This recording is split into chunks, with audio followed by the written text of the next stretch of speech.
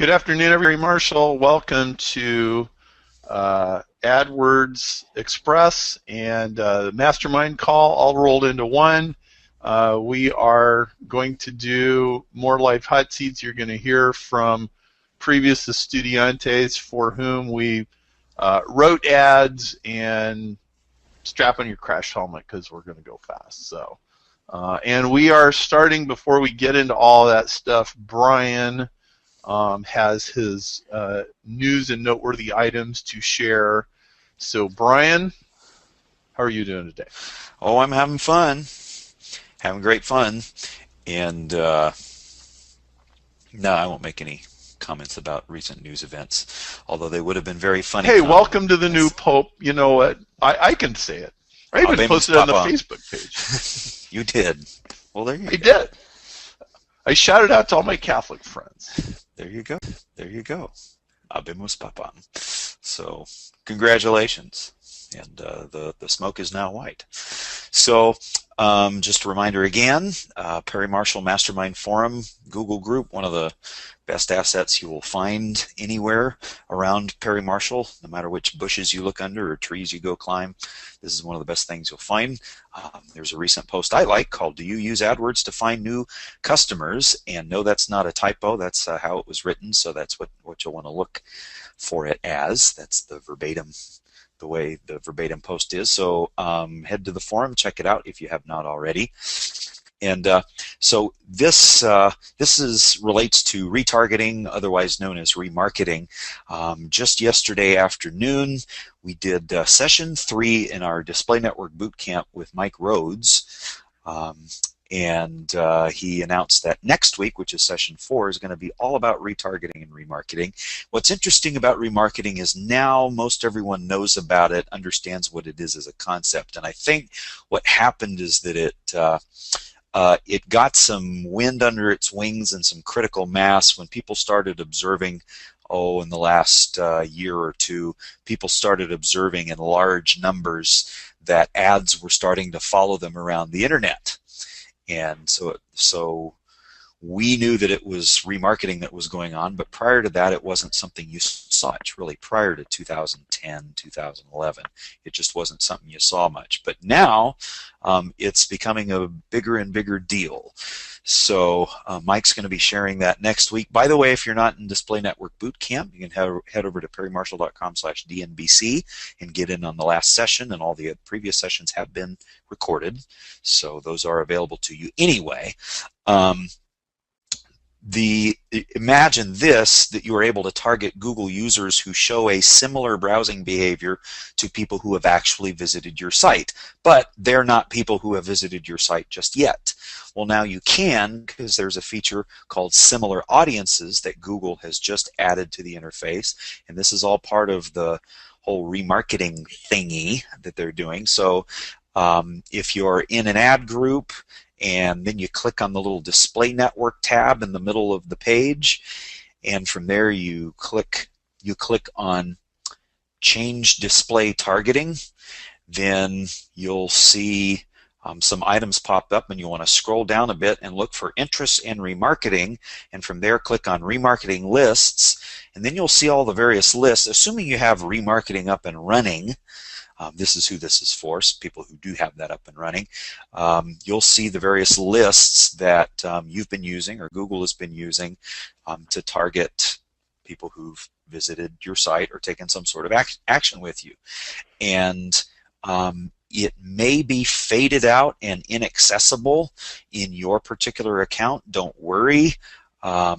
That is probably just a function, if that's true of you, it's probably just a function of you having lists that don't qualify for this yet, but you can in the future, and there'll be more information coming out about that. But if it is enabled, you can click on the little Show Similar Audiences button, and what Google will essentially do is take kind of a demographic and behavior profile of the people who are on your remarketing lists and find other users out there who have not been to your site, or at least are not on your remarketing list, and target those.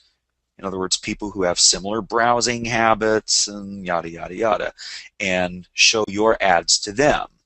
Now, of course, when you do this, you need to make sure conversion tracking is in place. You need to watch your budget carefully. You need to set your bids, in this case, slightly lower than your normal remarketing campaigns, because these are people that are going to convert at a lower rate.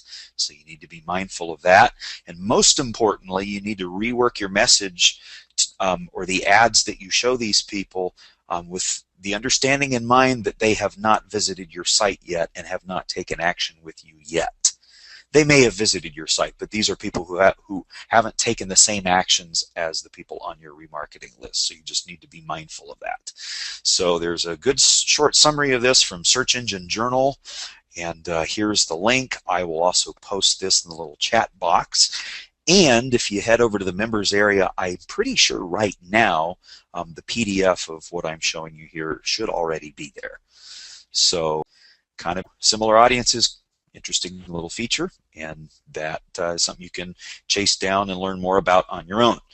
The plans for the next mastermind, next one's coming up a month from now, Tuesday, April 16th, 10 o'clock a.m. Central, and our longtime mastermind member Richard Borston is going to be talking about taking your online marketing offline. Kind of important. So that'll be on a whole theme of traffic and how to get more of it. So doing the AdWords Copywriting Express thing with Perry. He's the hero once again, and that's all I have to share. So give me a second, and I'm going to make Jack the presenter here, and Jack can take the controls. And while Brian's doing the plug for Mastermind Forum, I think the Mastermind Forum is your most direct solution to stupidity spasms that there is. There's just an incredible amount of intelligence there, and if you got something you're working on and you're stuck, or you're about to make a decision, you don't want to make a dumb decision, or you want your decision to be a little smarter, post it there, and you get great answers. And if you're looking for a daily education, I can't think of a better place to get that either, where you pick things up one layer at a time, and things will come along that no proper teacher would ever think to mention, because there's just the little things that fall between the cracks. So I think it's the best value of anything we sell, dollar for dollar, frankly. So yeah, I agree, and I'll just say I learned something from the Mastermind Forum literally every day. There's so much brain power there. So. All right, so let me go ahead and jump right in. Hopefully you guys can see a screen that says Perry Marshall has taught thousands of marketers how to grow their business. I sure do. Okay. Yep. So Perry's been quoted and referenced in dozens of magazines and books, including Forbes and the New York Times. And so Perry asked me to handpick case studies for the AdWords copywriting course, which is what we're going to cover today. But we also have some other cool features that we have not included in the past, because we've now got some case studies to follow up on. So we followed up with some of the prior case studies. So up first, let me go ahead and get out of presentation mode because I need to give Ben Gorlick his audio control. So Ben, are you there? Haha, you've unmuted me. I can say whatever I want. Okay, there you go. So Ben was on a prior call, and he's now calling in from Alaska. So for those of you who need a little bit of a refresher, I'll just tell you real quick that he runs Mountain Training School. It's a climbing school offering recreational and professional mountaineering. And he spends about $2,000 per month, considers himself an intermediate. Most of these folks are guys in their mid-20s, outgoing, adventurous types. Ben, hearing a lot of noise in the background, so I don't know. Sorry, I'm as quiet as I can be, and I apologize. Okay. I've got about 25 students running around the building. Okay, gotcha. All right, so we had the live action of what this guy does, which is that's right. Punish guys that want to go on mountains. Maybe he's calling from the top of the mountain. So we had a good time on a previous webinar going over some of the psychology that goes into folks who are looking to take Ben's training courses. So this is a look at the homepage of Benjamin's site, and here's his landing page. And Perry used Swiss Army knife blade number 1 to help Benjamin come up with some different ads. I'm going to show you real quick. We'll make these slides available. I'm going to mute you for a second. All right, so we're going to make these slides available later on in the members area. But I want you to take notice that his previous best ad had a click-through rate of 6.43, and that'll become important later. Here are some of the competing ads, and as we mentioned in a previous webinar, a lot of them, and this is true of so many different markets, so many different verticals or niches, however you want to call it, where everyone's saying really just very similar things. There's not a whole lot of variety, and so as a result, it's very difficult to get your ad. Most ads don't stand out. It's a great opportunity for your ad to stand out, and so that's why Perry used Swiss Army knife blade number 1. So I'm going to go ahead and unmute Ben, and I want him to go over some of the new ads and results. I'll go ahead and point out that if you look in the top left-hand corner, his new ad got one of his new ads got a click-through rate of 12.33%, and so you actually don't read left to right. The way I took the screenshot, the first grouping is the left column. So it goes from 12.33 to 12.04 to 10.87 and so forth. So it's just it's a function of how I did the screenshots for this slide.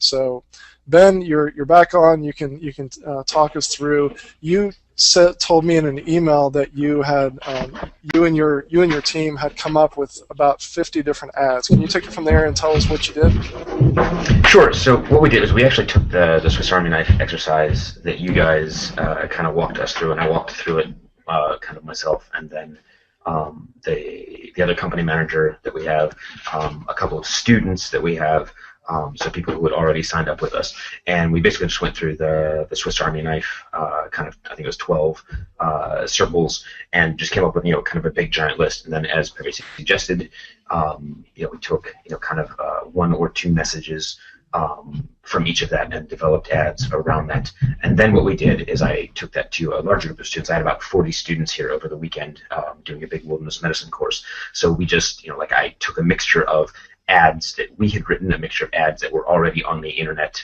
either from myself or from other companies, and kind of made them generic, so that like the title and then the landing URL were all the same. And basically just had them run through the 50 ads and said, which of these might you click on and which of these might you not click on. And so we just went through it, and they ranked them. They had about 20 seconds to read it and just give it a 1 to 10 score. And then we tabulated all of that, and we had that gave us about 20 ads that kind of produced pretty well. And then we started split testing them against our old ads in Adwords, and then I also, kind of at Perry's behest, started a display network advertising campaign, which is something that we hadn't done in about 5 or 6 years. And so the click-through rates that you're seeing here, so we've got 4 different products, so the ads are very, very slightly different, if it's Patagonia or Alaska or Spain. But basically these are kind of variations on those ads, and the click-through rates have actually been fairly similar across the board, whether it's for Patagonia or Alaska, but split tested against some of our better ads with kind of our old style advertising copy, and this is what we came up with in terms of kind of average click-through rate for an ad that reads with that kind of main text chunk.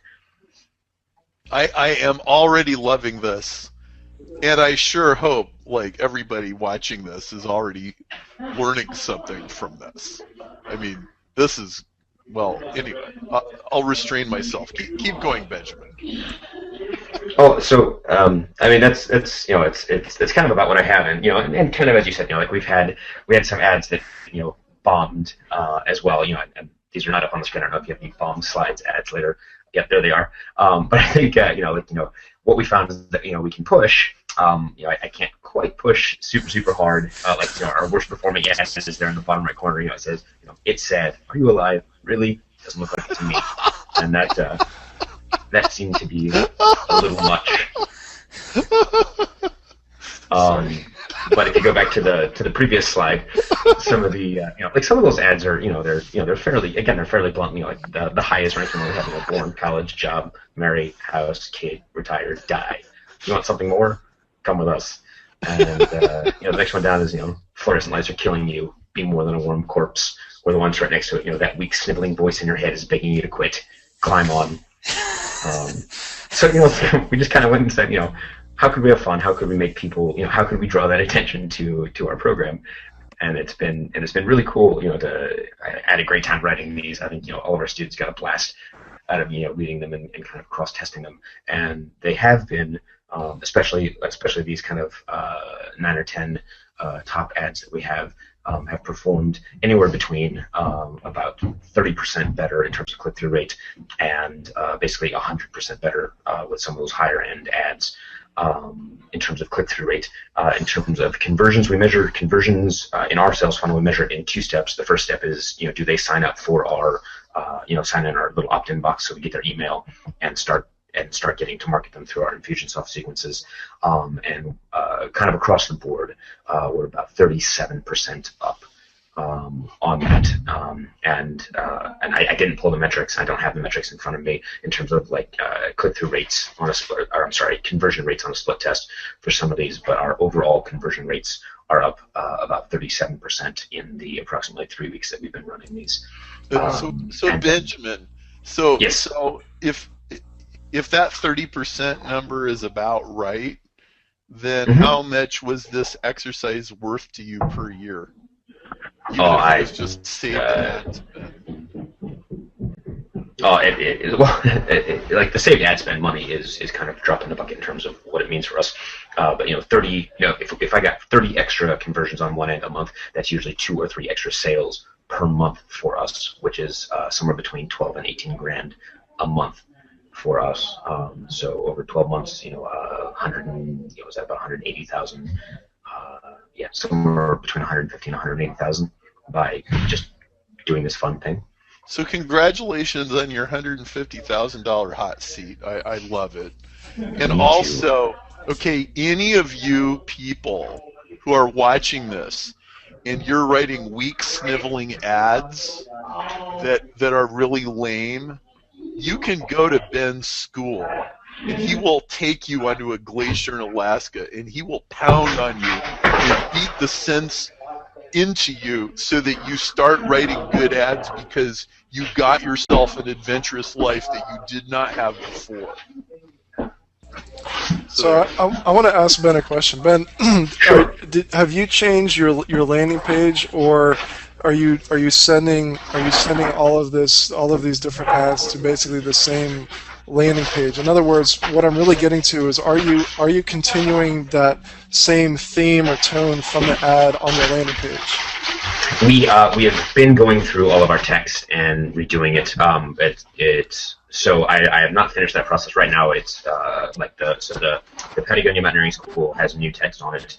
I'm working on it for the Alaska Mountaineering School right now, and then a rock climbing school is kind of my next project with that. But we are absolutely going towards that. And the first step actually for all of this was actually to change the voice of a lot of our autoresponder sequences and changing that voice, and that's actually been a huge hit for us as well on this, to make it good. It's too short a time for me to be able to tell you in terms of how much more efficient our autoresponder sequence is going to be. It's a fairly long sales process, but that was kind of my first step. The first step was actually redo the autoresponder sequence to make it good and cool and fun, and then and then the ads, and now it's going back and doing the website. We're actually we're redoing our whole website right now to kind of fit more of this kind of voice, and I hope to have that live by the 11th of April. That's great. So again, kudos to you for taking fast action. There's a famous marketing expert named Dan Kennedy, and one of his quotes is, "Money is attracted to speed." And you definitely took a lot of fast action to get these things going. So congrats. It's fun. As I say, it's fun. I enjoyed sitting down with my team and writing up ads and kind of looking at our core business and figuring out what might work. It's like I read these and it's like I think they're fun ads. They're pretty funny ads, and they at least speak well to the voice that we have as a school and as a company. And this is who this is who I would like to be on the internet. And maybe some of you guys go, oh my god, but like this is kind of who we would like to be as a company, rather than another kind of drab blah, lovey-dovey, pretty, roses are everywhere type outdoor company. That is great. Benjamin, just really quick, how did you like your 4-minute intensive? Because you were here 2 weeks ago. In fact, we didn't even get around to talking about this. No. So I'm glad this did well. So how was that? It was good. There was obviously there was a ton of learning involved with it.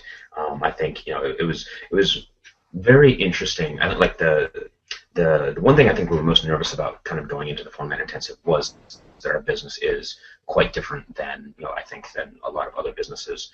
Like we had a couple of real estate guys, we had a finance guy, and we had a guy who does like e-learning or personality type e-quizzes for folks and us, and so we don't perceive ourselves as being particularly similar to other industries. But I think one of the cool things was learning that it's like everybody else actually faces very similar challenges to to what we have, and so even when we were talking about some of the other businesses, like Jai and I were nudging each other. Sorry, Jai is my business partner. We were nudging each other and taking down notes and things like that that would also be really, really relevant for our business. And we came out of it with I think a list of things that probably take us somewhere between 3 and 6 months to kind of fully get implemented. Like I said, kind of based on some of what we talked about, especially about what we talked about last week.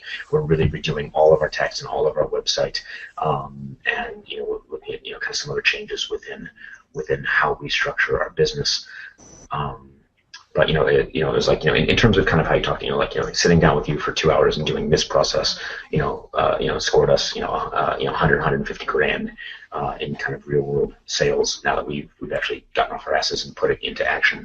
And I think when we get the stuff implemented from the 2-day 4-man, which like I said is a bit of a longer process. I suspect, and kind of my hope is that we'll do get us extra $250,000 in business, and that for a whatever it is, I think it's $7,500 for the course plus the flight and hotel and stuff. So for 10 grand for a couple of days, to make 200 grand, 250 grand, and come up with ways to make your business better and more fun and more exciting, and to kind of keep it interesting has been was a really amazing process. And I'm very, very jazzed on all of this, and I'm jazzed to kind of continue learning and growing, because I think that side of that side of the business is also quite fascinating, and I really enjoy it, and I'm very chuffed to be learning more. It was a riot to have you here talking about what you do. It's totally hilarious. So, and if any of you want to like hike on glaciers in Patagonia, this is your guy. So, excellent. Well, Benjamin, congrats. Is there anything else you want to tell us? Is this pretty much the story? Or? Yeah, I think that's all that I have. I don't know if you guys had any other questions for me, but I think that was that was kind of the short of the long of things. Well, that's great. I'll just make the comment that as you extend this spirit deeper and deeper into your sales funnel, you're going to get to a place where nobody in your marketplace can touch you. So this is really great. Okay. Cool. Can I maybe just real quick say one more thing that for everybody else, go back to that very first webinar when we did it.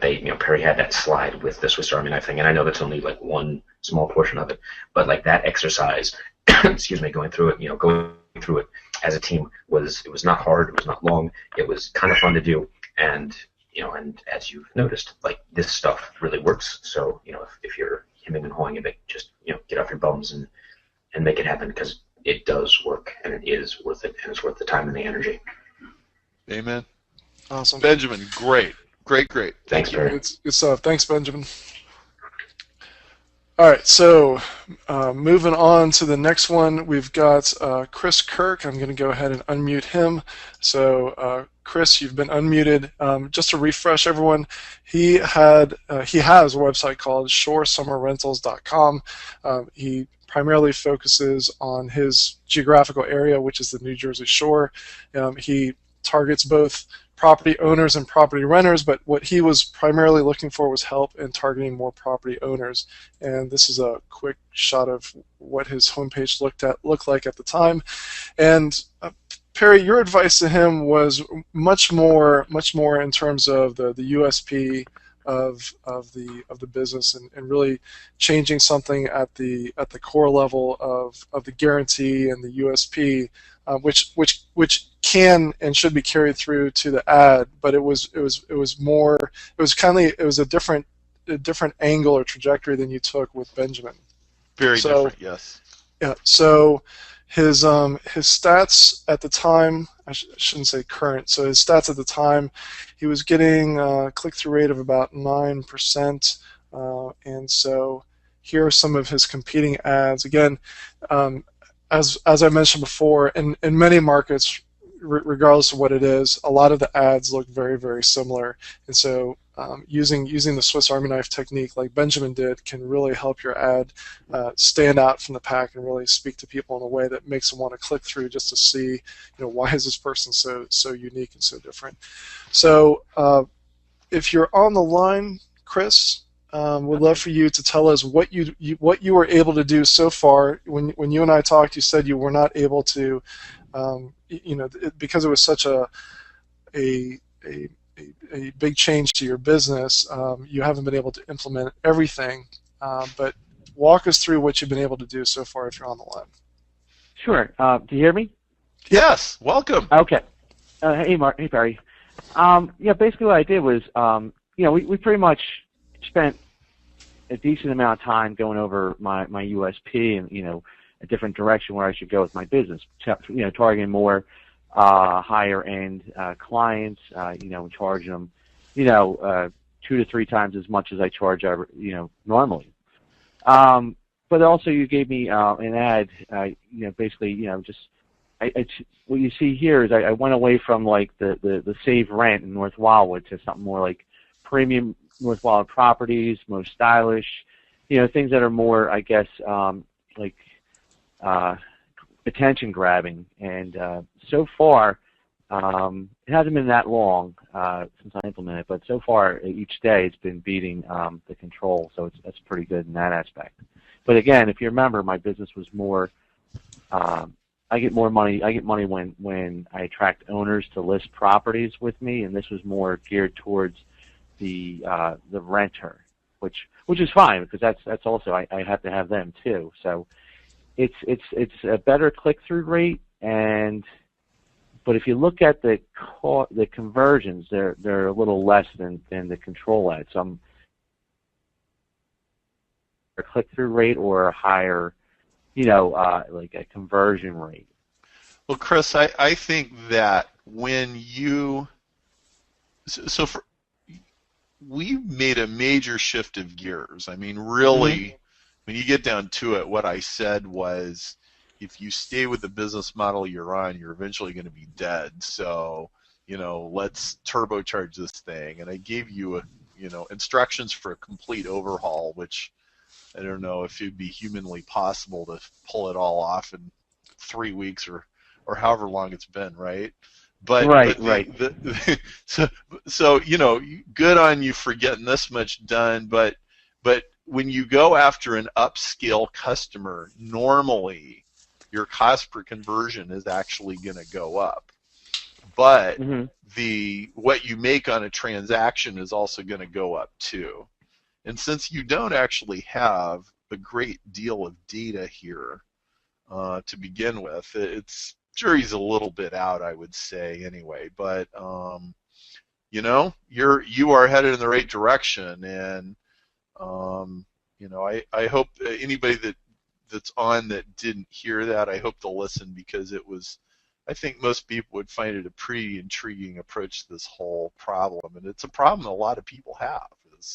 There's these big 800-pound gorillas out there in your marketplace that are eating up all the market share, and if you're a small guy, what do you do?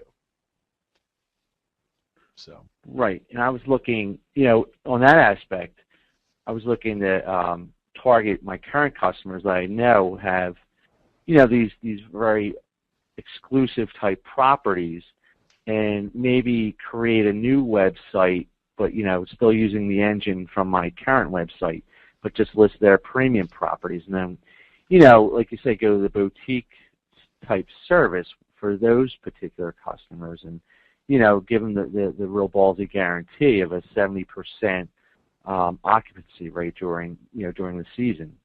So it's going to take a little bit of time to implement, but that's something I'm definitely going to move forward with.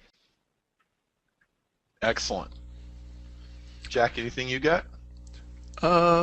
No, I'll mention real quickly that I was doing a consultation before we jumped on the webinar, and one of the things that I was telling them was it's really important to optimize to optimize for revenue. In other words, it was a slightly different issue than this, but it's related to what you were saying. You were saying, Perry, that if your conversion rate, if your cost per conversion goes up, but you're generating more revenue because you're targeting a higher end customer, you want to make sure you're focusing on the right metric. And what I was telling these folks was I was giving them some advice on a completely different split test for their shopping cart checkout. And even though the conversion rates had stayed the same, I said, what you really want to do is you really want to make sure that you're tracking, the revenue. Am I making more revenue through this path or through this path? So you really want to make sure you're tracking the correct metric. Is the point that I wanted to make. Oh, right, absolutely. Awesome. Well, great, Chris. Is there anything else before we move on to the first hot seat?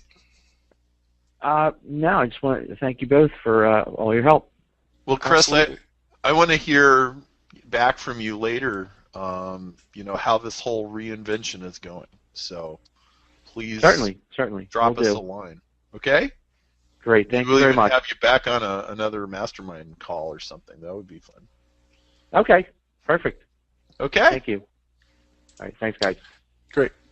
All right. So before we move on to hot seat number 1, what I wanted to do was I wanted to invite everyone who's on the webinar to think about what you've seen so far, and also the previous 2 webinars, whether you attended them live or whether you watched them as course. What you recorded in the members area, and please type into the chat box your feedback.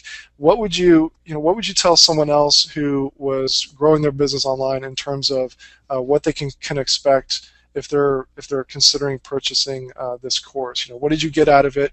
What did you like about it? Go ahead and type that into the chat box, and please, you can write a sentence, 5 sentences, or just an entire paragraph. So please let us know what you liked about the course, and that feedback not only helps us, of course, in our marketing, but also helps us know how we're doing and how we can improve the training going forward. I also want to mention real quick before we move on to the next hot seat. The first hot seat is going to be a fellow named Chris Cote. So Chris, get ready. I'm about to unmute you. That you can there's still an opportunity to save $500 off of Adwords Bootcamp, and you can do that by going to perrymarshall.com/AWCE discount. So as we told you on the first 2 trainings, you can save that $500 registering for Adwords Bootcamp until the final training is over. So we'll give you a few days after this training to be able to actually take advantage of that, but don't delay. Go ahead and take advantage of that now, because if you delay, you're going to forget. So moving on, hot seat victim number 1, as I mentioned, is Chris Cote. So Perry, as we've done in the previous webinars, you have no prior knowledge of Chris Cote's business in terms of, I chose and the team chose who was going to be on the hot seat. So Chris Cote has a company called Business Computer Solutions. He took the marketing DNA test, which I encourage everyone to go take the test at marketingdnatest.com. And his score is 5489. And let's see here. Here are some of the competing ads. And this would be for the keyword phrase IT services. So you can see some of the competing ads there. Let me go ahead and unmute Chris Cote right now. There we go. Okay, so Chris, you should be unmuted. And here are some more competing ads. And here's his homepage. So, Chris, are you on the line? Because I know Perry's going to want to ask you some additional questions. Yeah, I'm here. Hi, Chris. Hey, Perry. Welcome. How are you? Thank you. I'm doing well, thanks. Great to have you. Glad you're here. Thanks. So, Perry, take it away. How would you help Chris in terms of writing ads for his market? All right. So Chris, and maybe you can send me the screen, and I can show my screen. Let's see, BCS. Let me pull up your website here. What's your URL again, Chris? www.bcs, Business Computer Solutions, TEK.com. bcstech.com? Correct. Yep. Okay, great. All right, show my screen, and here you are. And President Business Computer Solutions, congratulations on being El Presidente. And this is your marketing DNA test, which says interesting for an IT guy, major dislike of analytics. Is that accurate, by the way? I assume so. Yeah, that's what I got. I was surprised myself. I haven't, technical background, so. But did the DNA test? I mean, just honestly, I mean, either way, did it seem to describe you accurately when you went through? Yes. Well, let's see. I can't write worth anything, so I thought that was quite accurate, and the rest seemed about right. And empathy, as opposed to analytics, yeah, that's surprising. I'm not like an empathetic person. I'm not sure how that works, or what that means actually. Okay. Well, we'll talk about it. And what would you consider to be a successful outcome of this conversation today? If we were successful, what would happen? Well, I'm trying to get my click-through rates higher, just as a baseline, and also I've been struggling with my USP because it's a competitive market that I'm in, but we're all kind of doing the same things, and we're all kind of selling the same products, actually. So I'm trying to figure out a way just to set myself apart to some degree, so that it's just not they're looking at my price versus someone else's price. Okay, well that's great. You are in the Phoenix area, right? Yes. Okay, so, well, as best you've defined it so far, what is your USP? What is different about you? What I've been thinking about is coming out is going with no long-term contracts, because I've had that feedback where, I mean, even existing clients going forward, they don't want to commit to these multi-year contracts, which is kind of standard. That's what everybody tries to go for, a 3-year agreement. So I've been considering that, and there might be some subtleties that I have to figure out. I mean, if I go with hardware as a service, I just, for example, put in a server and just charge them a monthly price instead of one big huge fee, then I'd have to figure that out. But I think that would set me apart, and that's as far as I've gotten. Okay, so let's focus on this for a little bit, because I think that trying to write an ad without a good USP it's like trying to hammer a nail into a wobbly table. It's like the nail keeps bending every time you hit it with a hammer because the table's wobbling. You know what I'm saying? And so we kind of need to get a handle on that. And once you've got a USP nailed down, then your ads really kind of write themselves, or or as long as we ask the right questions, it won't be hard to write good ads, and that'll be true even if you're not particularly a writer. Okay, so if what do you think that you do better than all the other guys out there that they went to Microsoft training school and they know how to string Ethernet cables around the office and they know how to set up firewalls, but I mean, what do you do better than most IT guys or your staff? I mean, I don't know how many people you got, but what does your company do better than others?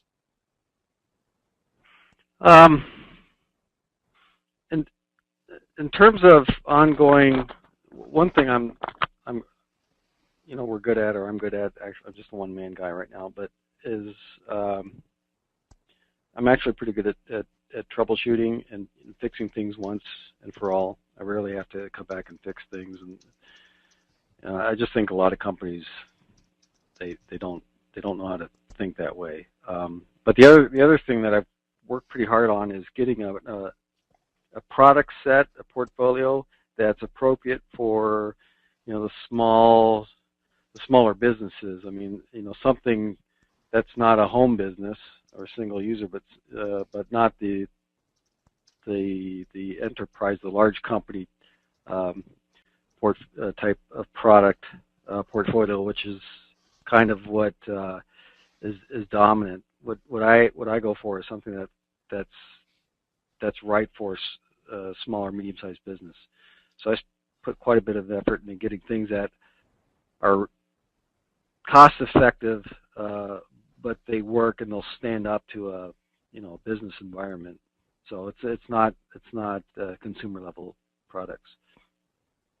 Okay, and could you define that a little more? Like, what is your ideal range of size of company? Typically, I'm in the 10 to 40 user range. Okay. 90+%. Yeah. All right. So let's jump right to a possible USP. What if you said, try this on for size. We fix it right the first time. You'll never pay for the same repair twice. Would it be possible to say that? Yes. Okay. Could you make it? Yeah, Brian. Yeah, and Perry was probably going to say something similar to this. Can you add teeth to that? We promise that if we do have to come back and do the same repair twice, that we will do X for you. And X could be some kind of redo, it could be some kind of refund, it could be some kind of replacement, it could be some kind of bonus.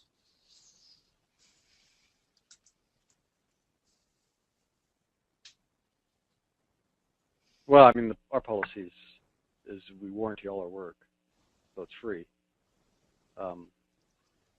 Well, the other thing is what we drive for. Our main business model is unlimited service for a fixed monthly price.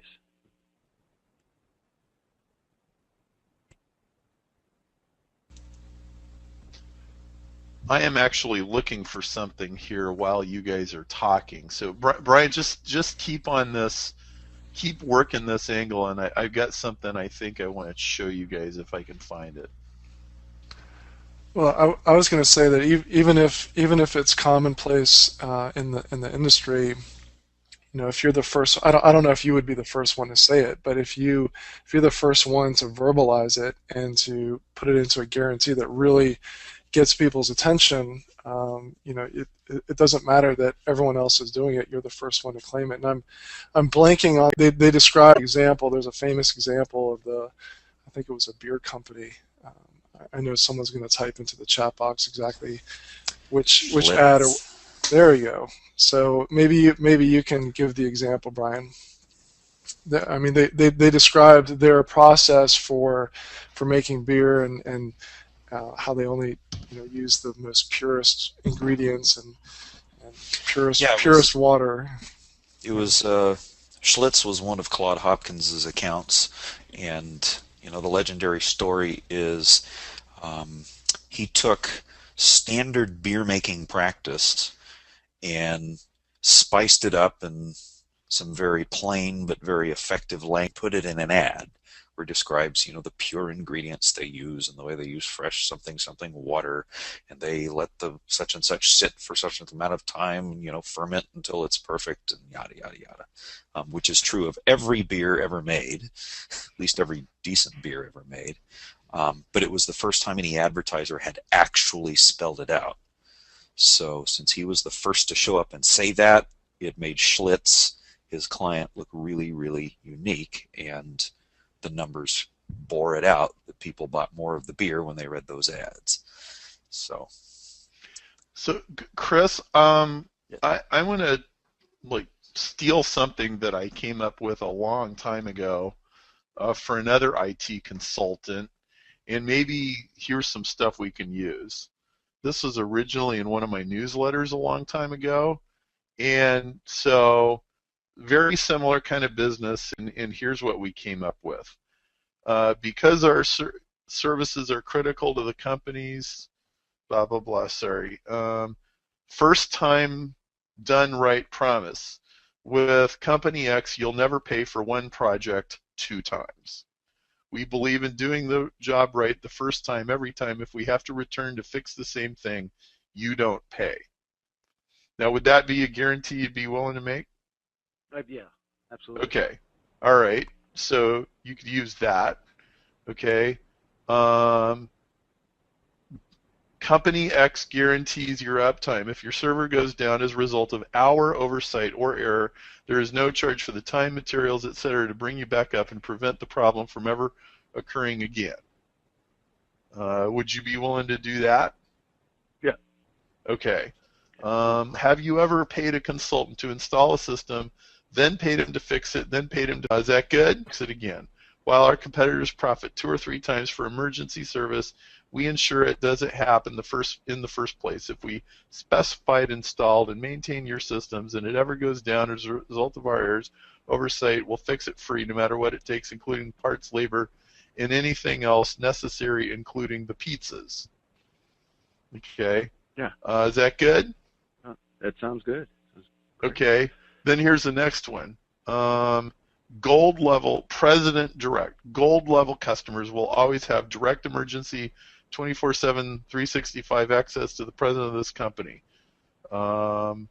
There's nothing more frustrating than not being able to get a hold of your technology provider urgency, and even with all the technical systems we have in place to ensure that never happens, there's always a chance a call could slip through, which is completely unacceptable. That's why gold level customers have direct emergency access to me, the president's phone, home phone number, and mobile number for emergencies, same phone I carry with me into the bathroom, phone I set on the nightstand next to me when I'm snuggling with my honey, the same phone I carry with me 24 hours a day, even on vacation. Okay, so I came up with this for a guy like you, and he said, I did the USP, and he sent out letters and stuff like that, and he got a $30,000 contract on the spot. That was like his first effort of putting his USP out there. So if you can find this is on perrymarshall.wordpress.com, which is an old archive, and you could just search some of these words and you'll find it. Now, I don't want you to just copy paste this. I think you should make it your own and word it, and all that. Don't just steal it. But I think that's the starting point. This is what's different about you. So you could add a couple qualifiers, which is, if you have 10 to 40 users, and maybe there's other things, Windows or Mac or or whatever, technical kind of stuff. I don't know if you really do everybody, or if there's certain kinds of offices that you're especially suited for? Like, are there any subspecialties that you have where, oh yeah, this is like a real fit?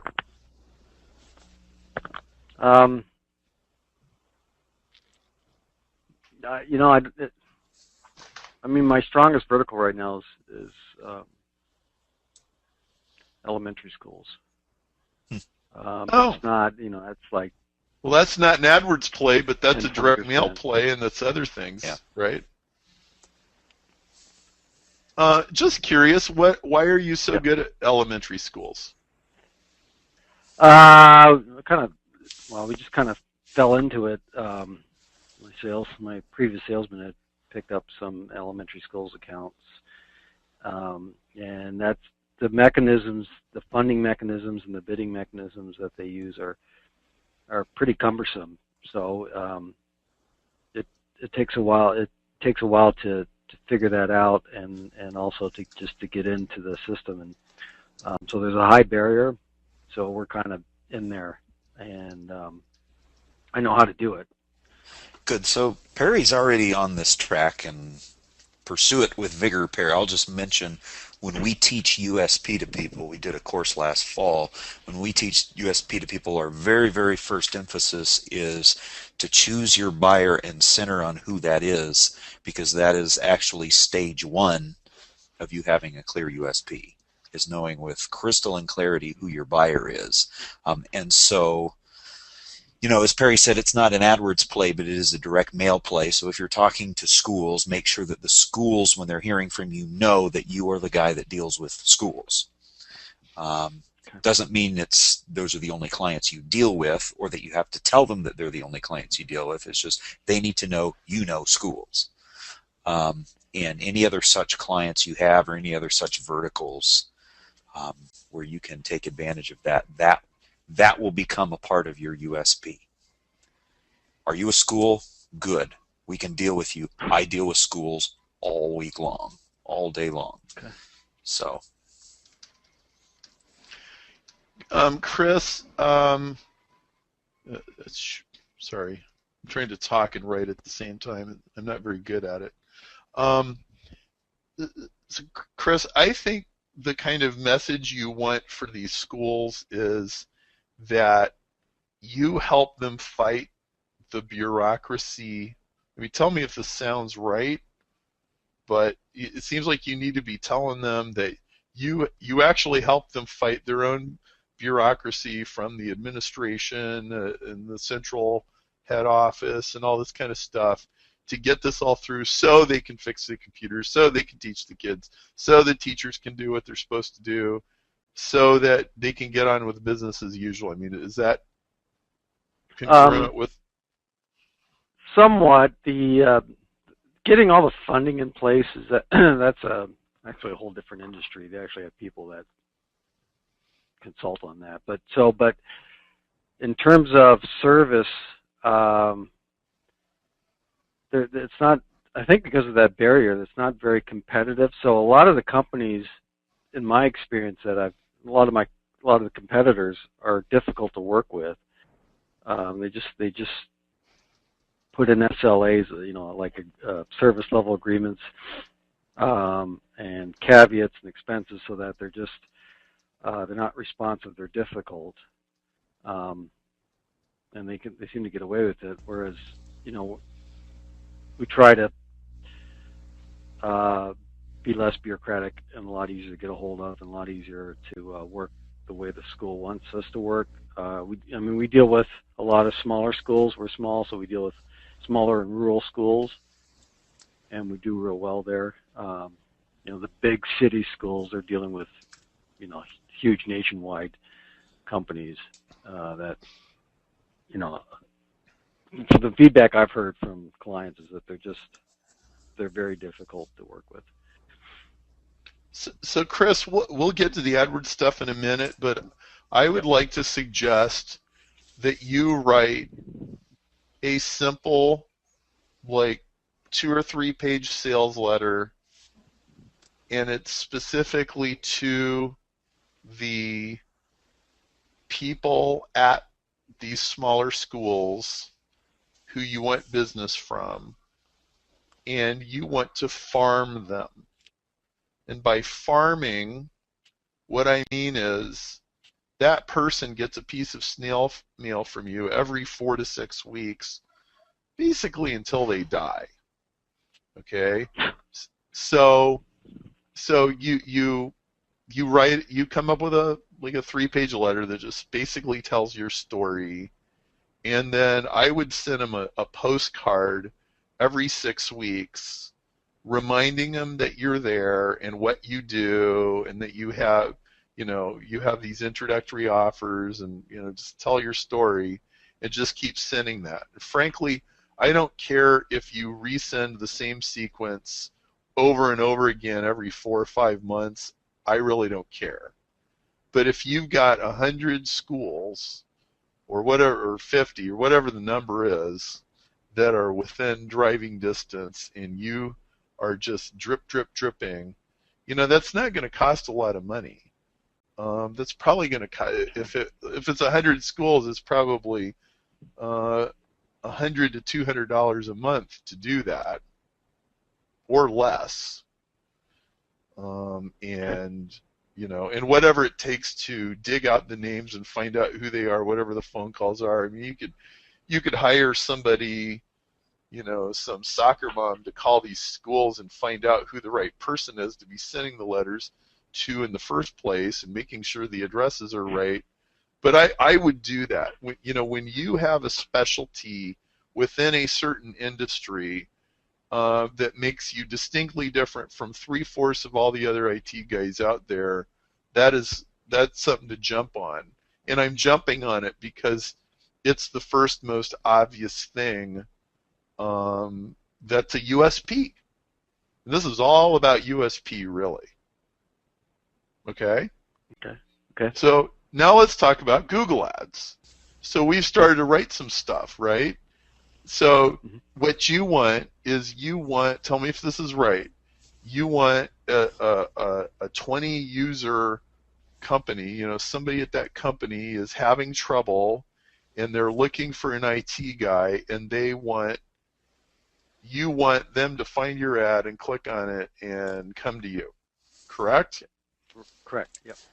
Okay. And everybody else is saying, what's a typical search term that you're bidding on that brings in customers? IT services. All right, so I'm typing it in right here in Chicago, okay? And, well, what do I see? Got Zerillion, local IT service, Chicago, dedicated tech to your company, flexible plans. We got Accenture, full range of technology, consulting, integration, outsourcing, managed IT, Chicago-based IT support, free consultation, act today. Are y'all asleep yet? Okay. IT support, flat rate, free on-site consultation and quote. Trusted and responsive IT service with high client retention rate. We guarantee. Okay, do you notice none of these guys? Okay, here's one slightly sort of USP. Server, email, mobile security wiring, which actually I'm not sure what that means, but it's at least different than the other guys, right? Well, that's their list of services, products. Okay, there's nothing special or interesting here.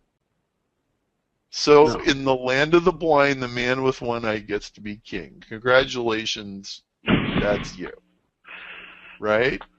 Yeah. Okay, so let's write a few ads. Okay, how about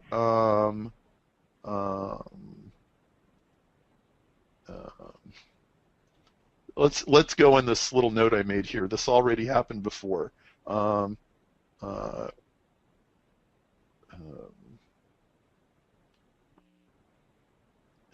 about you've had this problem before? And by the way, sorry that some of what I come up with, it may or may not fit in the 25 characters, or the 35 characters, but hopefully it will most of the time. We might have to jigger this. Um, uh,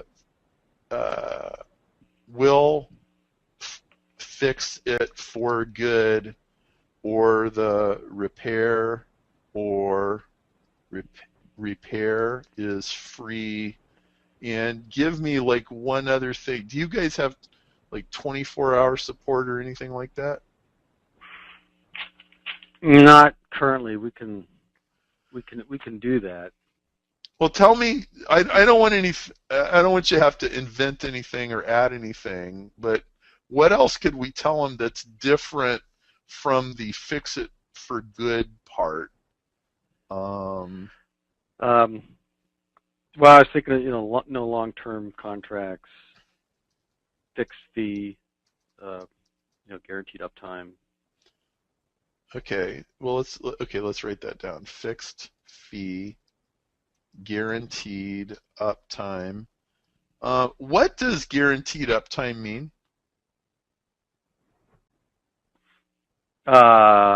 Exactly. Well, exactly.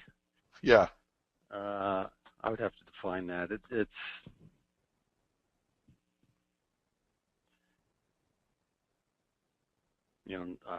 99% or something like that uptime.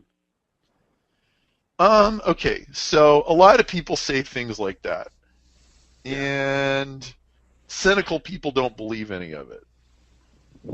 Okay. What they believe is that you have good intentions. Except that you might be gone during lunch because everybody's having a birthday party. So, so I want to define this. I want some language of what this actually means that a sixth grader would understand, and it comes with a penalty if you're not up. And we have to know, like, so what does this really mean? Plain English, not fine print, not legalese. What does this mean?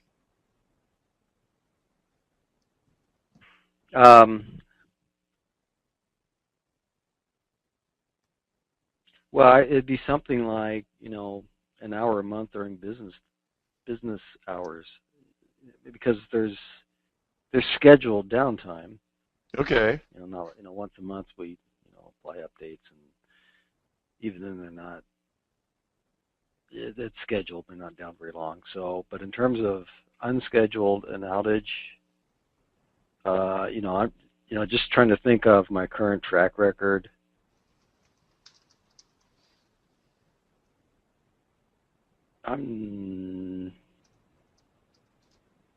Is that true? I think an hour a month is reasonable, or is realistic. Okay, so if what if we called it?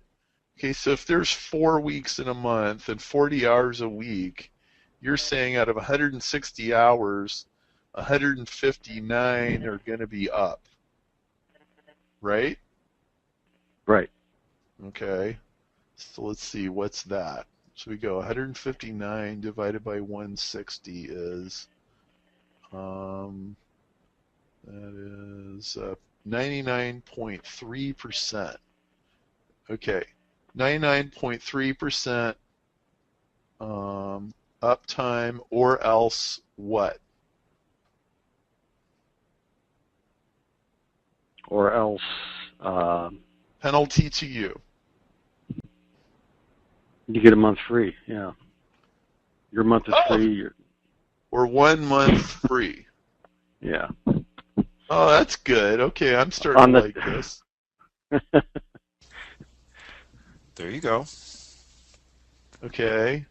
And 99.3% uptime, or you get a whole month on us. There are a lot of variations on that you could try. But yep. Yeah. Okay, and during business hours, what are your hours that people can reach you?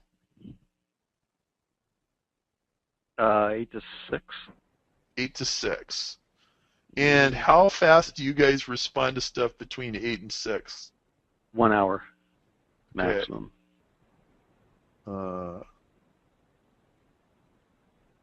And 1 hour to what? To a phone call? To somebody shows up? What? Till we start working on the issue. So like somebody is physically fixing their problem within 1 hour?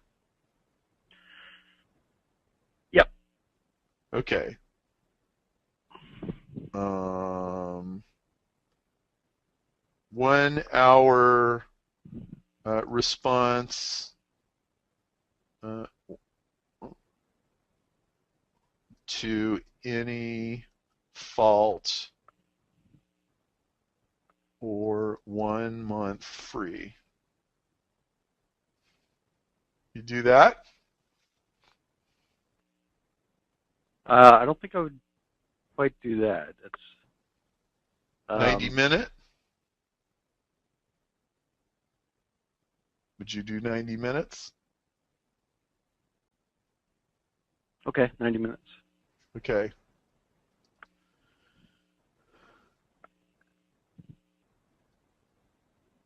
Let's just call it 90-minute response with 1 month free.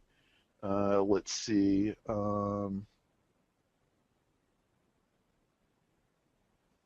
Brian, can you help? Can we come up with a better word than guarantee? Like, I want to attach something to IT services. I want to say guaranteed IT services, but I want something more specific or sexy than the word guaranteed, because guaranteed is a cliche. Assured? Assured is good. Promised is good. Now this is for, yeah, okay. For Google Ads. Right. Okay. The IT services promise. Okay, there's another headline that would go along well with that. Okay. How about IT? How about why our IT guys are different? Or our IT guys are different. Or our IT promise. Our IT promise. How about IT assurance plan. solemn IT? Hold that thought. These are all headlines, right? Yeah. Just headlines. Yeah. What did you just say, Brian, just now? Our IT assurance plan.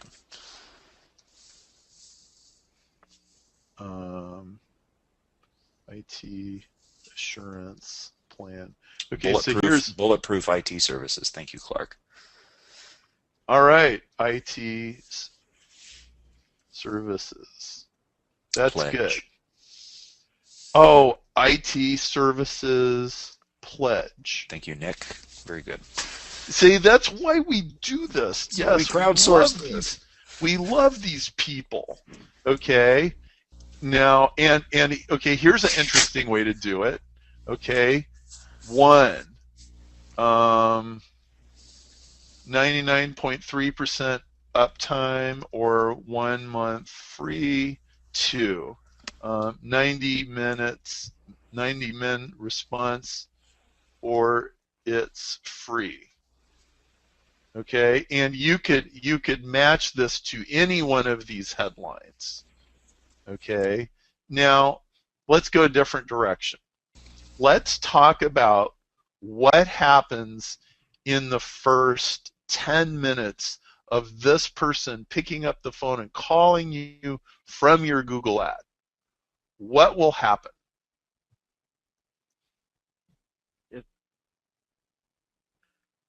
If they call me off the ad, Yep. Typically they're at some sort of breaking point. Something's going on. They can't get a hold of their IT guy. Is pretty common, or he can't fix it, or they're still down. So there's a frustration there, and along with that, there's probably a problem with trust. Yes. They've been burned by, they've been burned by IT guys before companies. So, so they've got some sort of situation that they're working through. So they kind of want like a second opinion, someone else to look at whatever's going on, and they might be open to having us take over. Okay, so I've written some headlines that maybe could fit that. I know why it's broken. We know you're frustrated. I know you've been burned. The 10-minute second opinion. How fast can you commonly diagnose these problems? Can you do it over the phone? Does somebody have to come over? What usually happens? I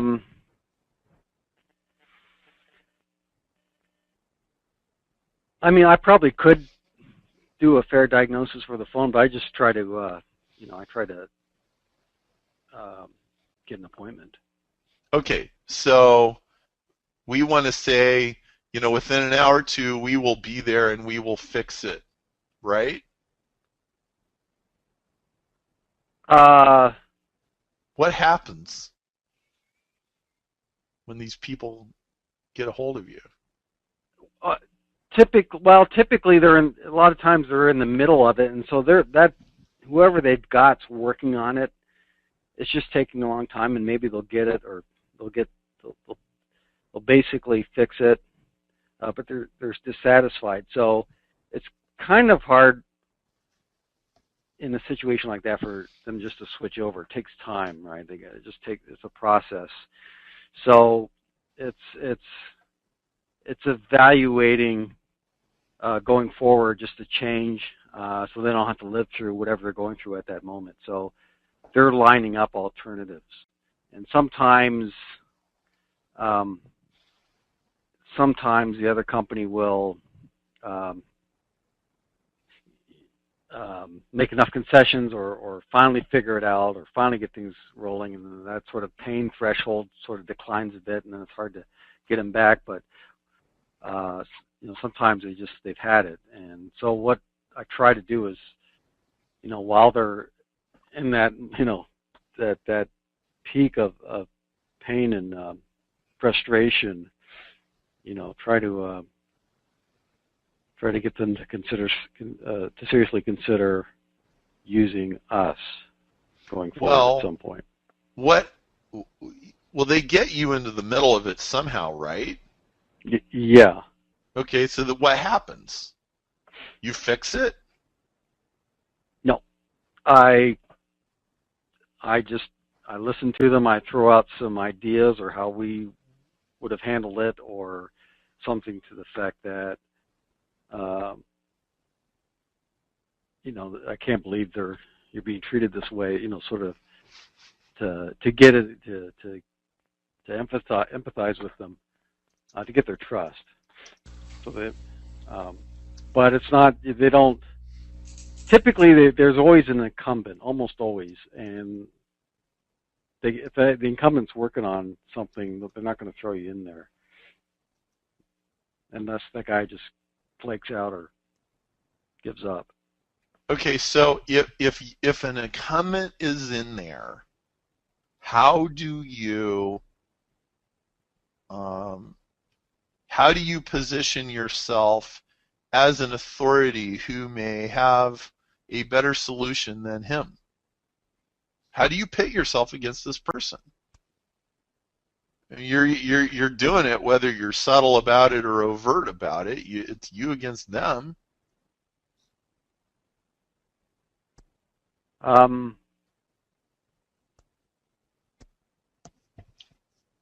to position myself, it's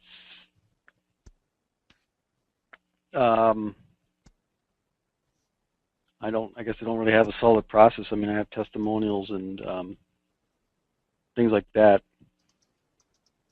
referrals or references. I mean, but I don't really have a solid process to do that. I'm just trying to. I don't have that. Well, how about this? The 10-minute second opinion. Is your IT guy doing it right? I won't mince words.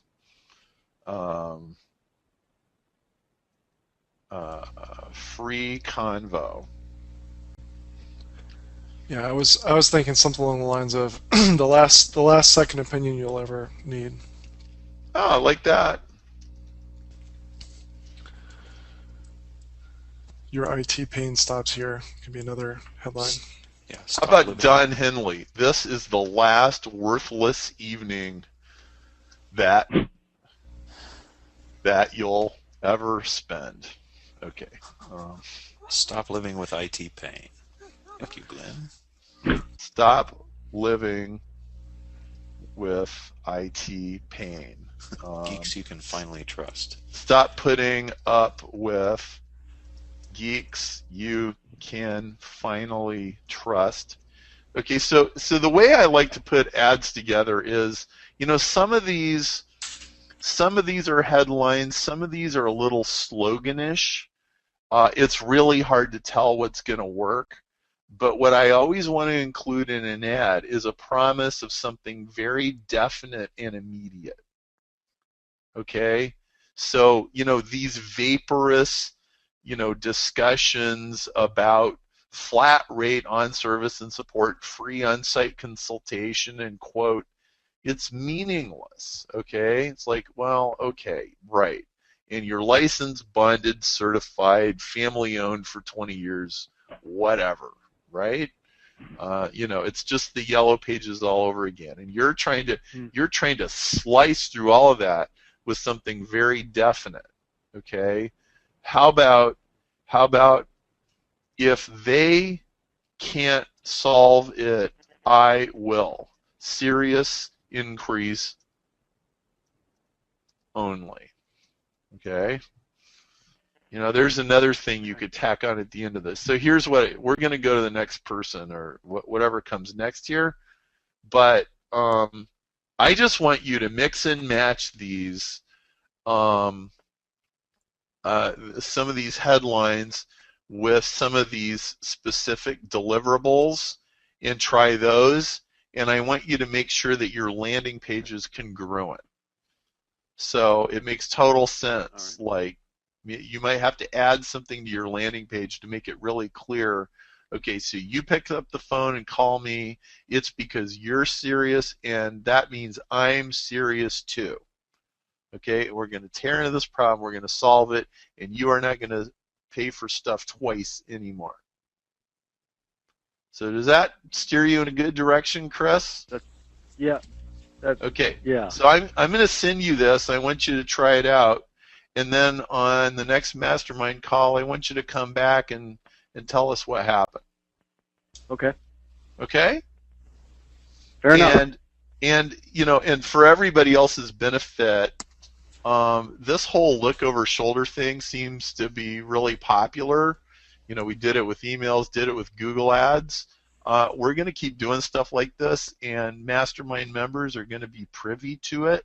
It's a good reason to stick around and stay in mastermind. If you have specific ideas about what you'd like to see solved in a look over your shoulder live situation like this, type it in the chat box, because there's probably some things that we haven't done here that we could do. Jack or Brian, do we have somebody who's next? Is there a next person? Yeah. So I'm here. Hold on just a second. Make sure my screen is visible.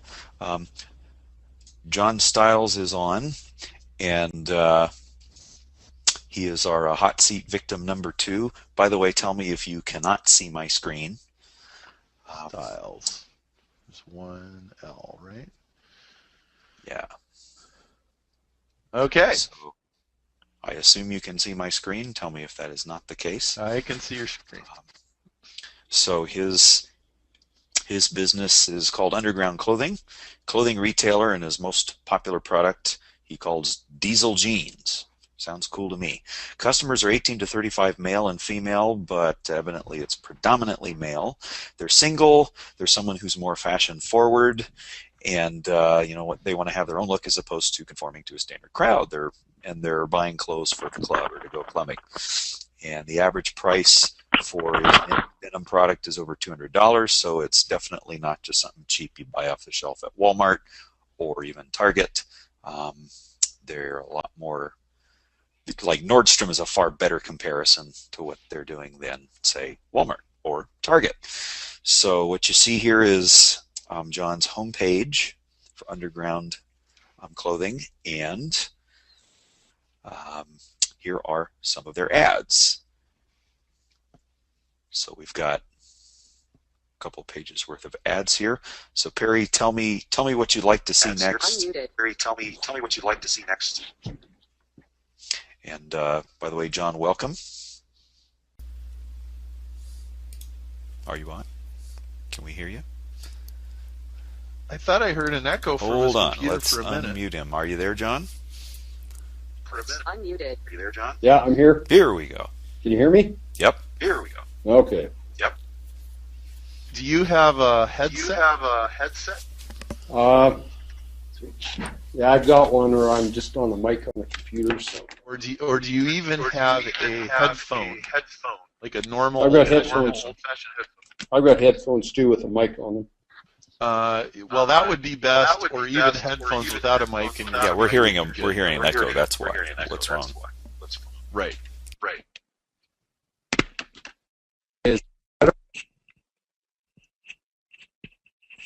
I don't know yet. Hello? Hello. Yep. Okay, that's way better. Good. Okay, good. So, John, tell us more. We're what we call a multi-brand retailer. We carry a number of different brands as opposed to being a private label retailer where we would only have a house brand. Our stores are in major regional shopping centers in Calgary, Alberta. We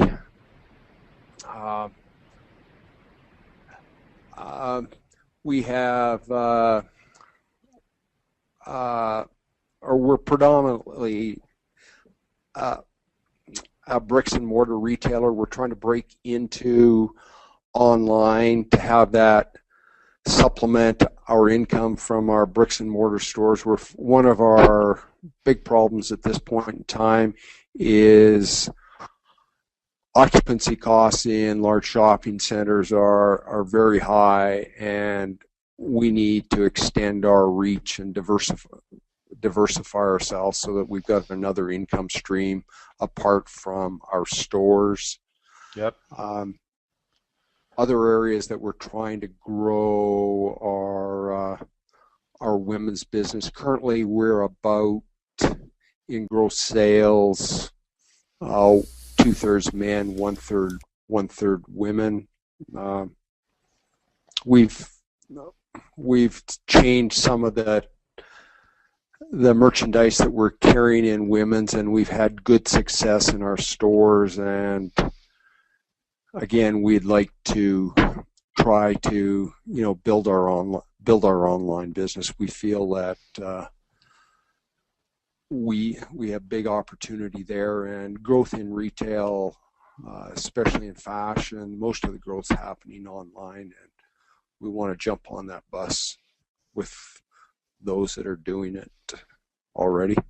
Okay, that seems like a very sensible thing to do. So, how's it going so far? We've been handicapped to this point in time that our website isn't converting traffic at the rate that we'd like to, partly because of the back end that we're using. We're in the process of changing to a different back end that would give us more flexibility. We're having a lot of problems right now with just the way the products display on the site. It makes it difficult for customers to navigate, and also, a lot of our clientele would do a pre-shop online and then go to the stores to buy it. So anything that will make that website easier to navigate and easier for us to get people to our website, we believe will improve our sales. Okay. And so give me some kind of metrics, like are you What's our putting $3 in and getting $1 out, or you're talking about in online? Yes. With what's our cost per conversion, Christian? Well, our cost per conversion on our current diesel ad is $23. Okay. $23. Yeah, and our click-through rate is approximately 5%. And how much revenue do you generate from a conversion? And what is a conversion? So what's a conversion to us? A conversion's a sale. Okay, and how much money do you generate from a sale? Do you know what our average sale is? It's in the neighborhood of $180 online. And roughly what margin do you make on a $180 sale? Online tends to be more price competitive than store-based, so right now I think we're in the 30 to 35% range. So we're selling sale product, and we'd like to sell more new product or improve the mix.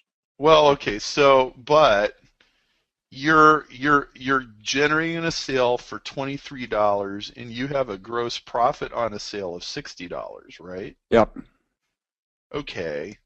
That doesn't seem too bad to me. Okay. I mean, people could chime in on the chat box, but if you're and these are new customers. These aren't people that are already in your gravitational pull. Is that true?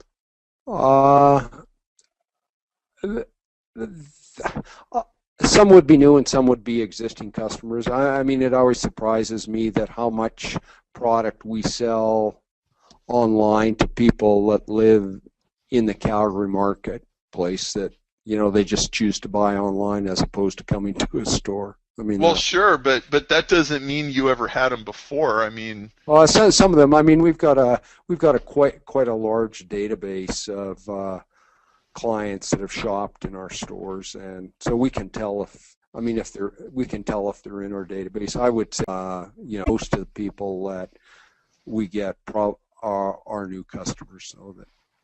Well, and especially if they're outside of the Calgary area. Okay, so, well, I'm sure these numbers can be improved, but, like, I was afraid that you were going to tell me that you're paying $200 to get a $100 customer. And well, you're paying $23 to get essentially a $60 customer. Isn't it pretty reasonable to think that you can get these people to come back and buy again? It should be, yes. Yep. And without going on a big rabbit trail, what kind of marketing do you do to your existing database? Are you talking about the bricks and mortar database or the online customers? Both. But let's start with online. We would segment. I mean, we probably don't segment our database enough, but we'll go, and if we've got new men's product, after we've done the photo shoot, we'll go and send an email out announcing new arrivals in the store by email, and we'll do the same thing to advertise our sale product as well. And that's got lift both in stores and online. Okay. There you are. I'm pulling something up. Did you take a DNA test? I did, yes. Okay, see if I can find it. Do you want to go get it? There you are. From upstairs, and then you can listen. 8867. Okay. Or see if Jamie. See if he's I'm actually going to show this if I can. Brian, can you share your screen with me? Or, I mean, let me show my screen? Show my screen. Okay, so this is interesting. This has got you 8867, Alchemist Live, Live Empathetic Alchemist. So you're okay. Are you like a really good salesman on the showroom floor? Oh yeah, I think I am. Yeah. Oh yeah, like you can sell ice to Eskimos, right? So that's awesome. And are you the guy that puts together these promotions and emails and everything? I have input into it. I don't do all of it, or I don't do the layout and so on. But I mean, we have a couple of marketing people that actually go and do the layout and so on. Well, you should have them take the test too, and you can look at it. And after I did this, we plan to do that. But I mean, what I see here is that you sell a very visual product. How much would you say this is an impulse buy? Like, shoot, yeah, man, I think I'll just buy these jeans. What?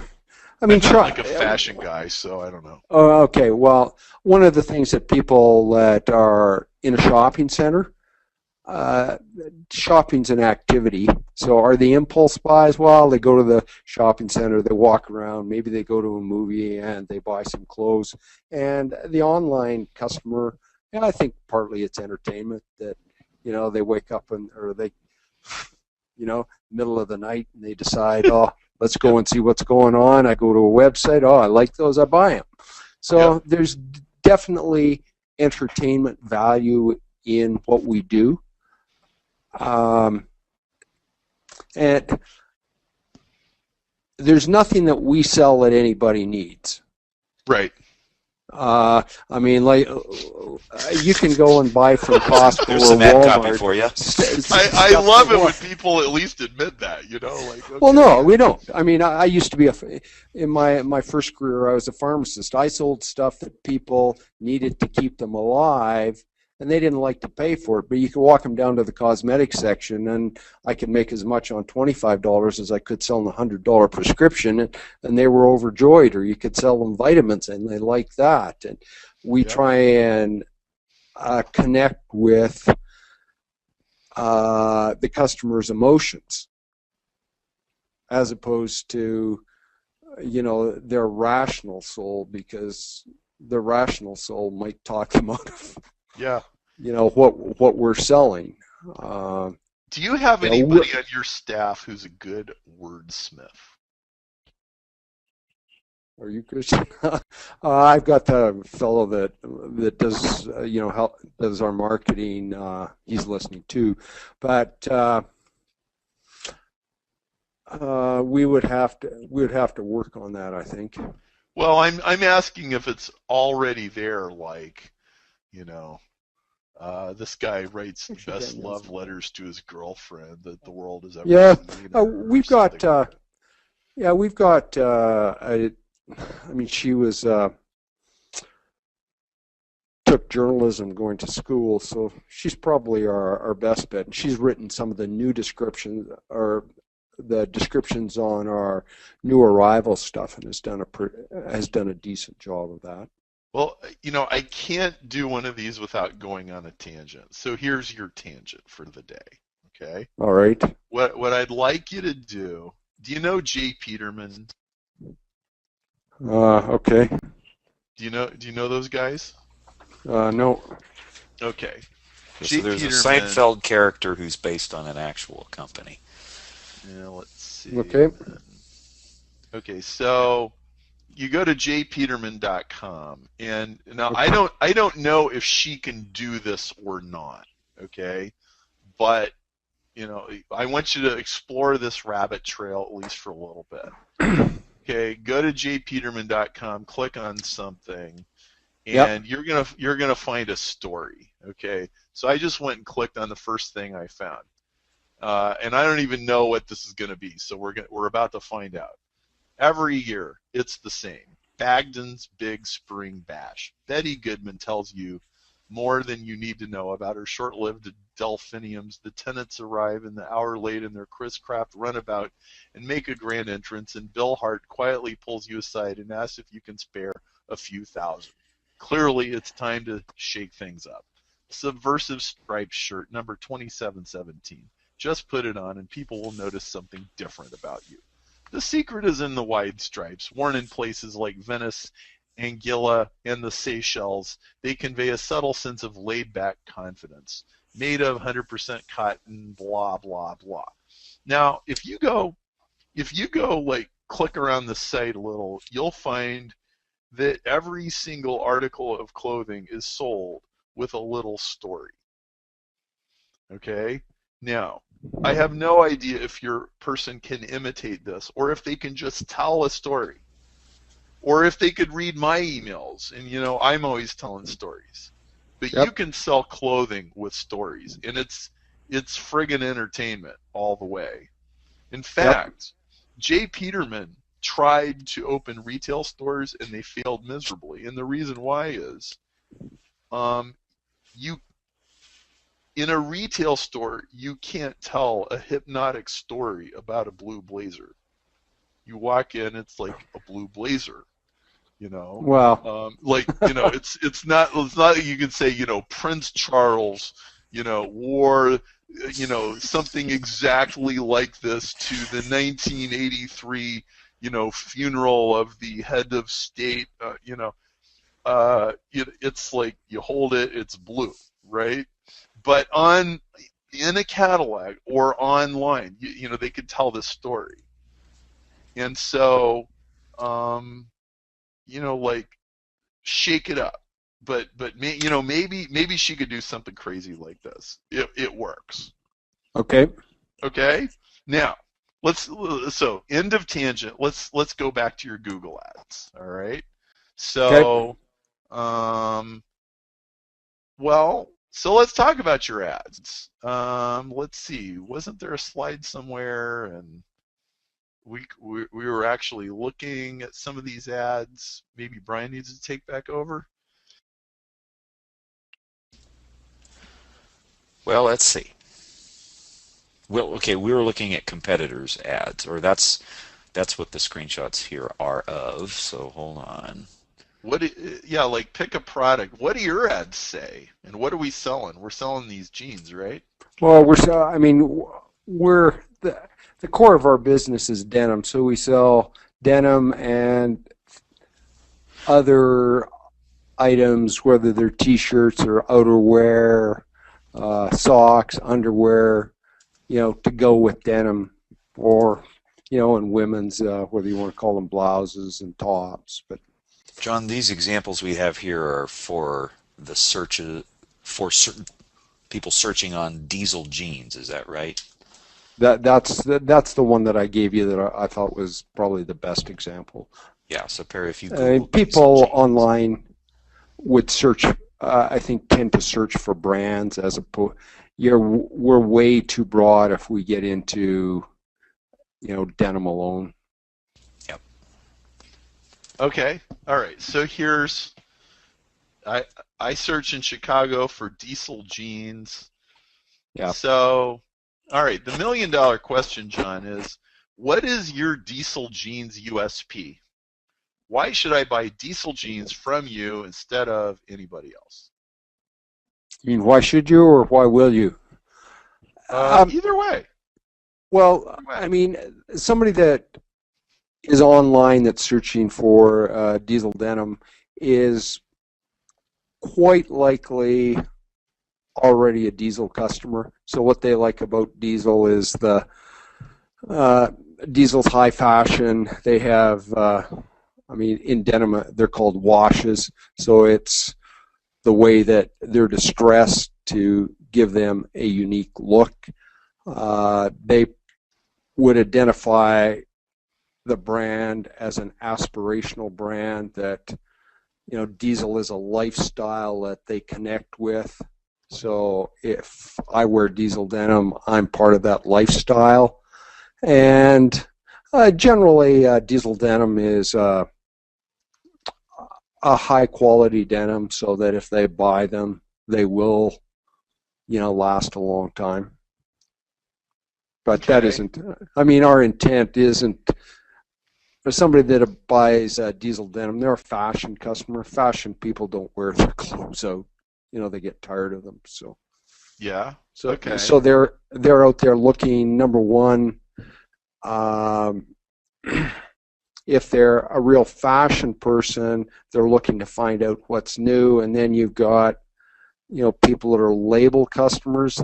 They don't care so much whether it's new. They're looking for it at a price. The fashion customers are the profitable people. The ones that want just the label alone, will tend to look for something at potentially the lowest price they can find it at. Okay, so why do your customers already buy from you instead of 10 other guys that are in Edmonton or online? They would buy it from us because they like the assortment that we have, meaning that we've got, so the fits and washes that they want. And by fit, I mean, is it a skinny jean? Is it a boot cut jean? Is it a relaxed fit? So they probably tend to have an idea of what fits them, so they see something that they like, and potentially they already identify with Underground. So we've got a reputation for carrying this product, so they end up on our website, and they they hopefully see something that they like, and they either buy it online or they come into a store and they'll purchase it in the store. What can you give away with every purchase? What could we give away? Yeah.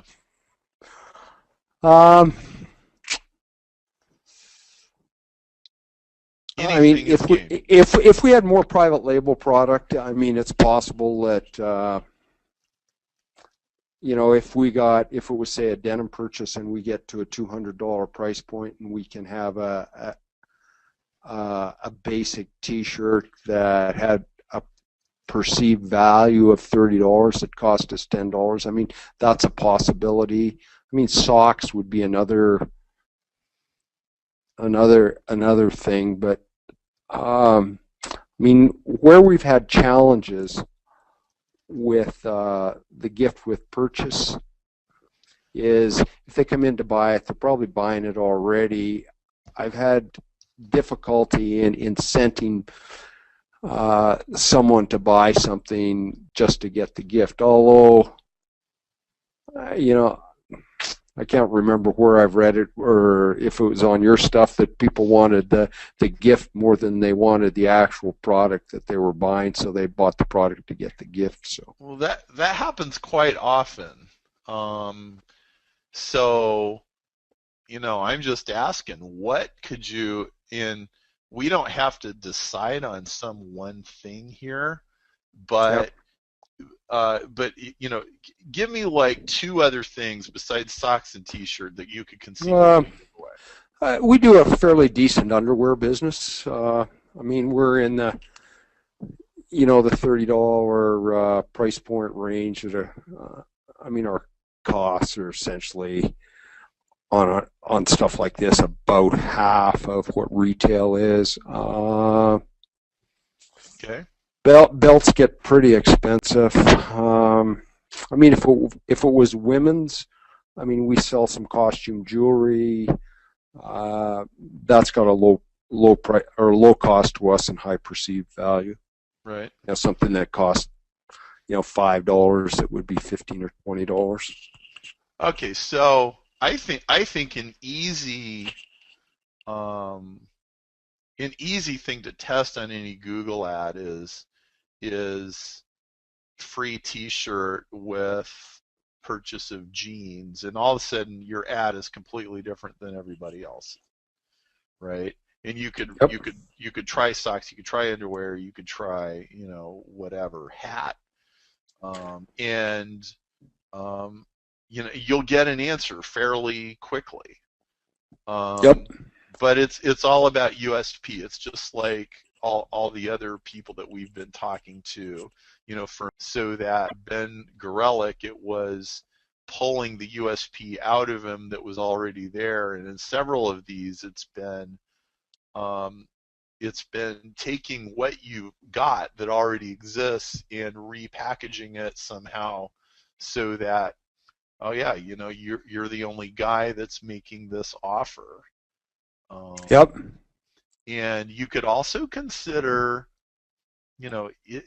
could even some kind of media or information product work, like a DVD or a CD or a interview or I don't know if that would appeal to your customers or not, but it might. Maybe there's some DVD of some like really fashionable thing, and you can just copy them off, and they actually only cost you 50 cents, but it's got a perceived value of $25. Yep. Yeah, there's, I mean, music is something that, our clientele's got, or that identifies strongly. So tell me a little bit about music, and then we'll write some ads and we'll be done. Okay.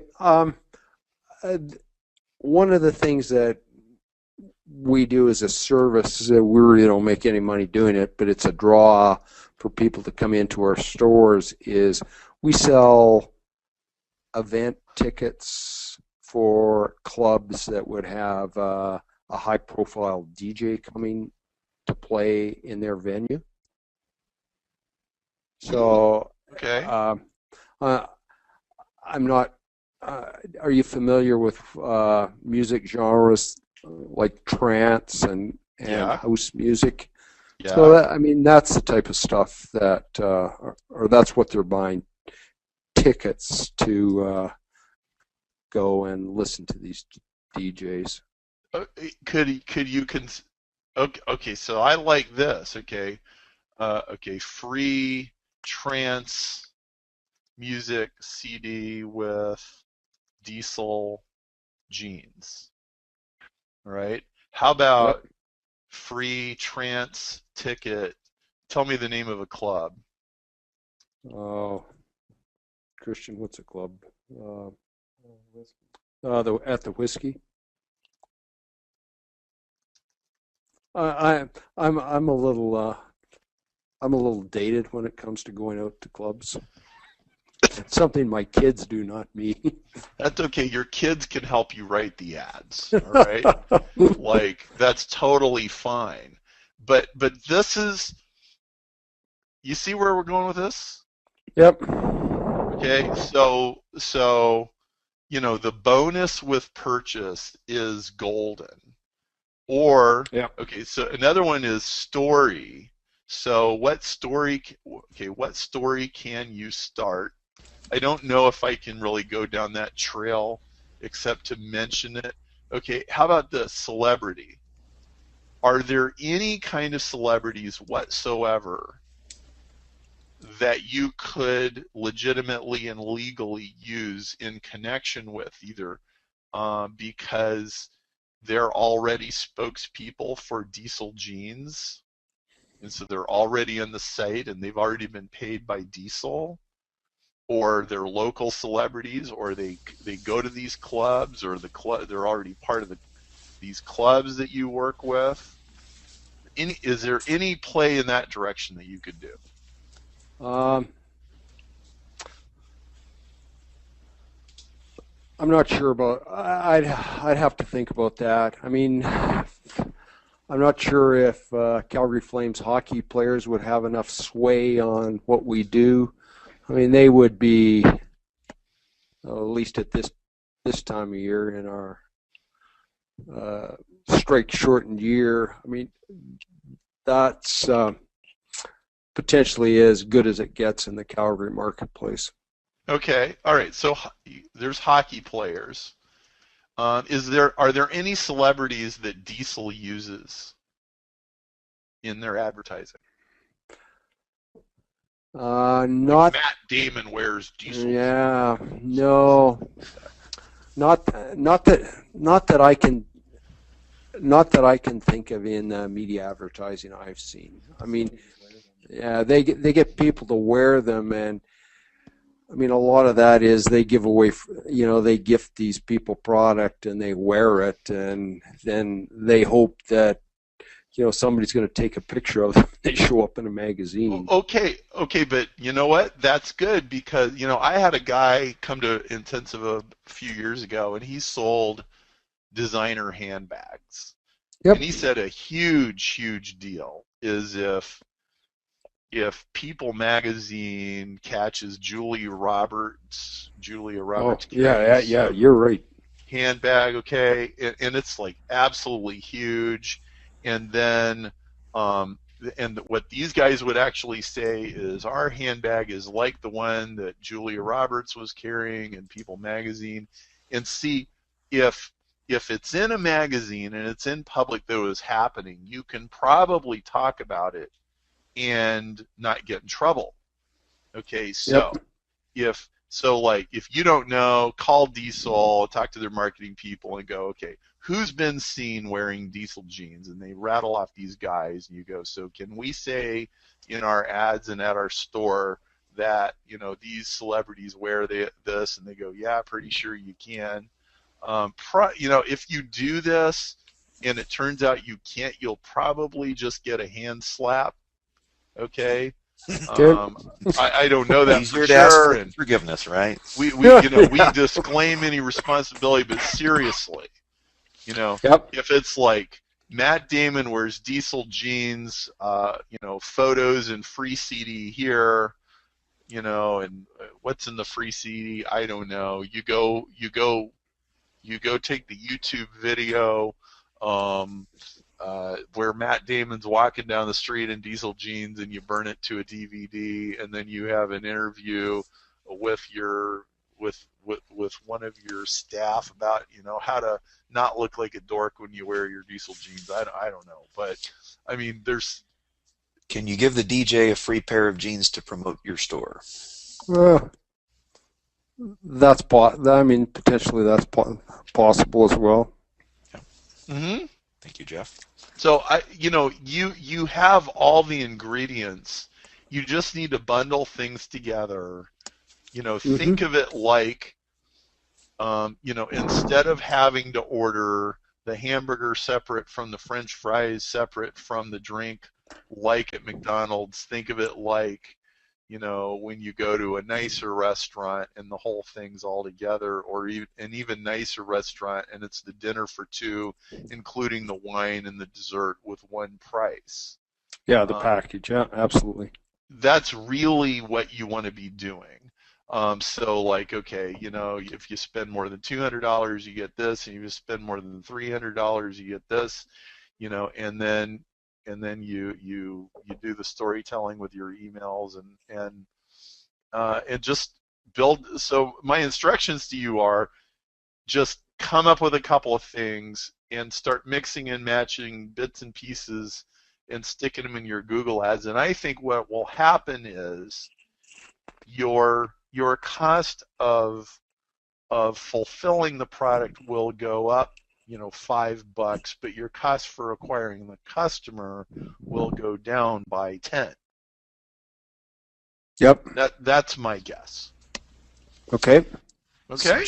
Another suggestion, you should look at, how do you pronounce it, bonobos.com for the Bonobos. Actually, the website that Nasty Gal.